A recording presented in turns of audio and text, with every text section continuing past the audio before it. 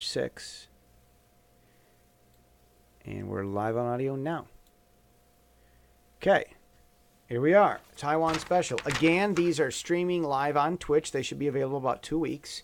Jesse.coffee has recent Twitch stuff, so if you want to see me sitting here jabbering away in front of the screen. If you're a developer and you want to pull this down and clip me out and take something that I say, you're welcome to. These are free. I'm going to do a short... Yes, I record these in advance in one sitting for the week. All right, elections coming. The current state of politics. What are my thoughts on everything right now? What are my thoughts? Okay.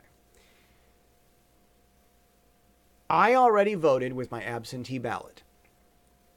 I did. It's a video on YouTube. It was like 30 minutes long where I did the whole vote thing. And I went and read, there were, I think, some proposals on there. I went and read through them and talked about my thoughts about them. One of them I was very concerned about, actually. I don't know why I'm flumming up. It's been a long day, folks. I've been going since 5 a.m. and my voice is absolutely failing. I went and did my absentee ballot. The thing was, I mailed the ballot back to the States, and it might not have arrived yet. This is Monday, and it might not have arrived yet. We'll see. All right, so that's a thing. Now, I'm over here in Taiwan, and I'm watching... I'm watching all of this political stuff happen with different countries. The United States is having its little miniature spat with China, that sort of thing. I'm watching all this, and I genuinely believe we could be looking at a war, a small, short-lived war, well, maybe a conflict between the United States and China. I suppose there could be a declaration of war, but I don't know if it'll go that far. I think China could attack Taiwan, and I'm here. I'm not leaving. I would be delightfully surprised if it does not happen. Few things would thrill me more. But make no mistake, I really think that's coming, and I'm choosing to stay here in Taiwan. All right. Well, one of the reasons I think this is going to happen is because, well, I mean, first of all, I'm not so sure that Obama would have let China get big and that Trump is going to stop that. I think that you've got CIA and Pentagon folk working behind the scenes saying, okay, this works good here, that works good there. And they want things to continue to fly and go and roll and work in that direction and in that manner. I think that there is some grand strategy going on in other higher levels in the United States. But I think that Trump, for whatever reason, his policy and grand strategy behind him, however that works, if China continues to grow, they're going to just get worse and worse. They're not going to become a nice, soft, cute, cuddly, adorable, friendly China if they get bigger. And a lot of people have seen that. And a lot of people have been saying that. Obama was a giant nothing burger. He would just do nothing. Look what happened with Adam Warmbier. And Trump becomes president and gets Adam back just before he dies in North Korea. This college kid was in North Korea and got stuck there. Trump takes action and gets stuff done. Obama wasn't doing that. He had a lot of reasons why, and a lot of philosophy, a lot of talk, a lot of excuses, and then nothing would happen. Trump goes out there and does like what I talked about in the point this week. It's like, you gotta push. You can be sweet and charming, but you gotta push. And pushing makes a mess and it makes dust and that stuff. You've got to push. And Trump will push. And if China continues to get bigger and bigger without someone pushing, they're going to keep bullying more and more people. China has it in their mind, in their mindset, their thinking is that they must reclaim all territories and I suppose you could say governments that they ever claimed ever at any one time in history. And until they do that, their problems aren't going to go away. They really believe that the reason their air is dirty is because they don't control more land. They think that there are too many member states in the United Nations, and they need to annex some of those nations, and those nations become Chinese and one nation, and those nations no longer be in the UN, but they're under China. And that will make the air in China cleaner. China really believes this. They believe that the Western media is an attack on what's inside China. And the same answer. By taking over Taiwan, the Western press will no longer be able to hurt people inside of China by spreading truth that's disrespectful. And how dare we say disrespectful stuff? It doesn't matter if it's true or not. It just can't be disrespectful. And so, that's what their thinking is. So, I don't think China's going to stop this. A lot of people don't.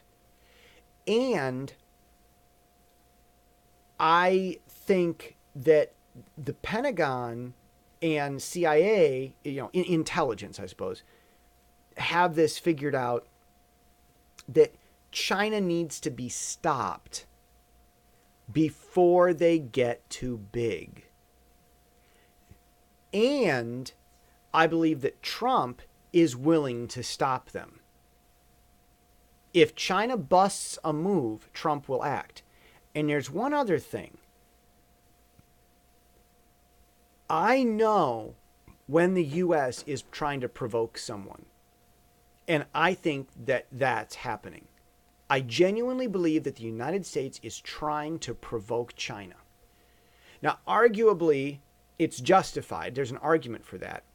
But I don't think the United States is just sitting there going, I wonder what China's going to do next. No. The United States keeps making statements that irritate China. And, Trump's got this vague, I don't know what's going to happen, with us and trade and stuff. He's got that thing going on. There's a lot of vagueness here, and there's a lot of complex mind game stuff going on. But ultimately, the U.S. is trying to provoke China. So I think that we've got this situation here coming where we've got, on November 17, the United States is supposed to have this big sail by. They're going to have a large group. It's going to be a large battle group that's going to be going right past those man-made islands that China has. And the purpose of going past them is to say, these are not your islands. You can't just put a new island in the middle of the ocean and then say that the water around it belongs to your country and then fly your flag over it and then start inspecting ships that get close. You can't do that. Islands and lands and whose water belongs to who is something that's decided by all the countries together. You don't just go out and claim a piece of ocean that you want to claim and then say that that's your country's territory and then now you're expanding your sovereignty that way. Not going to happen. You can't take land from someone else's country and you can't take water that's international and make it your own. Can't do it. And so they call that freedom of navigation exercise. This is what's called freedom of navigation. So they're going to be doing this huge sail by.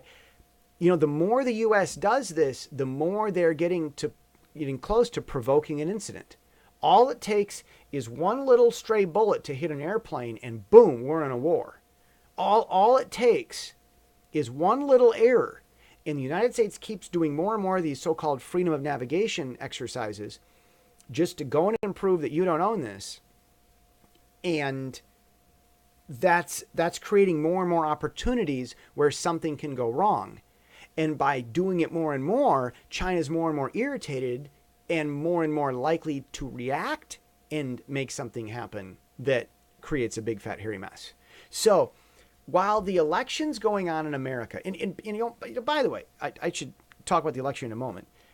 But while the election's going on in America, I'm over here in Asia watching this escalation happen. And I'll tell you, I'm so glad Trump is in office.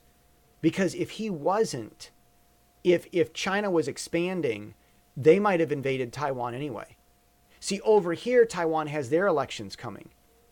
And the premier of Taiwan was at one time the mayor of the city where I live. And this new president and the even newer premier, it's an appointed position. A premier is like a super secretary, and imagine that the cabinet could imagine if the Department of the Secretary of State and the Secretary of Defense and all those guys could get together and they could introduce a law, and then Congress has to argue about it, and then no matter what Congress does, it can maybe become a law anyway. Like that's the legislative process in Taiwan, and all those typically in America the president is the leader of the cabinet and the secretaries of whatnot. But in Taiwan, the leader of those different departments is a different person, also appointed, and that's the premier, and he was my mayor. And I know how he works. He was really amazing. He was incredibly popular just because he would not accept any bribe money. He had like 70% popularity. It was unheard of in Taiwan, unheard of in many countries for any Democratic politician to be that popular. So Mayor Lai, William Lai is his English name. His Chinese name is Lai Qingde. So he is, okay, you want to know what premier is in Chinese? The premier is Xinzeng Yanzang, and he's the leader of the executive branch, which is Xinzeng Yan. And he was the mayor, which would be Sizang. So there's your fix of Chinese. So Lai Qingde 现在他是Xinzeng Yanzang. So William Lai is now the premier of Taiwan, and both he and the president who appointed him are arguing kind of more or less in favor of Taiwanese independence. China said, if Taiwan declares independence, then we invade. And so now Trump is backing them, but whoever was in office in America, Taiwan would be saying the same things. So we could be looking at China invading, but I am confident with Trump there that it's going to be okay if China does. If China invades Taiwan now, then the U.S. goes to war with China and sinks their navy, puts their navy down at the bottom of the ocean, and tells China to pack up and go home. The U.K. probably takes advantage of the situation. This is just my guess. The U.K. would probably take advantage of the situation and say, oh, Hong Kong, China's been breaking the rules about not meddling in Hong Kong. We're just going to take that back. You guys broke we gave you Hong Kong on the condition that you wouldn't mess with it. You've been messing with it. Oh, and by the way, you just lost a war to the United States, so you can't tell us, no, we can do whatever we want. So you broke the rules, agreement's off, we're taking Hong Kong back, and you can no longer stop us because you got in a stupid war with America and they beat you. Like, that's coming. So I see a lot of stuff like that happening, and if that happens, I'm going to be fine. But if China were to invade Taiwan and take control of it, I could have big problems. Now, either way, I want to be here at the front because I want to know what's going on. I mean, I want to get into politics in America later on in the future, but I want to know what's going on in Taiwan and the rest of the world first. That's very important. We have too many leaders that don't understand. They just don't understand what's going on in other countries. So, while at the same time I'm very involved in Taiwan, the podcast, which went out yesterday, I talked about computer code. I know a variety of things. I've been preparing myself for politics, and being in Taiwan is one of those things. I just think it's about being responsible. So this is what's going on over here in Asia, and this is why I'm comfortable staying here. Now, about the election. Now, this is going on Tuesday. So about the election that's coming up, I really think that the Republicans, and I mentioned this in the Times, I really think the Republicans could gain. It looks that way. It looks like the Republicans will gain. I'm not betting that they will. I'm saying it looks like they will. And if the Republicans don't gain, then I think it would have been because of election meddling. There's something about George Soros owns the company that makes electronic voting machines. I don't know how true that is. And I don't know that means that he would do meddling, but someone that's so actively partisan maybe shouldn't be doing that. There could be some conflict of interest stuff. And I think that, I don't know. See, okay, these packages that got mailed, right? Okay, well, what do I think about that? I think that Soros, and the gang. He had a whole bunch of other people that were giving large amounts of money to Democratic causes. And there are questions about whether Soros was funding this caravan. So I think that the people that have been funding these rent-a-mobs, they get all these dud bombs. They could have been real bombs. They could have been, but they weren't.